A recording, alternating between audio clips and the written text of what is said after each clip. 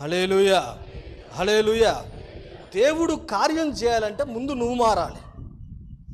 అసలు నువ్వు మారకుండా, నీకు మారు మనసు లేకుండా, ఇష్టానుసారంగా ప్రవర్తిస్తా, ఆదివారం ఒక్కటే తెల్లచీర కట్టుకొని భక్తి చేస్తా, ఆదివారం ఒక్కటే తెల్ల బట్టలు వేసుకొని భక్తి చేస్తా, మిగతా రోజు ఇష్టానుసారంగా బతికి నాకు దేవుడు ఆశీర్వాదం ఇవ్వాలి అనుకుంటావు. చూసావా? దేవునికి స్తోత్రం, హల్లెలూయా.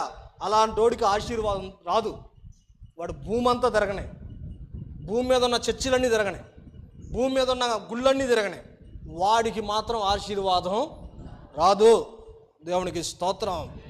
ఆశీర్వాదం రావాలంటే మార్పు మనలో మొదలవ్వాలి. ఎక్కడ మొదలవ్వాలి? చెప్పండి గట్టిగా. ఎక్కడ మొదలవ్వాలి మార్పు?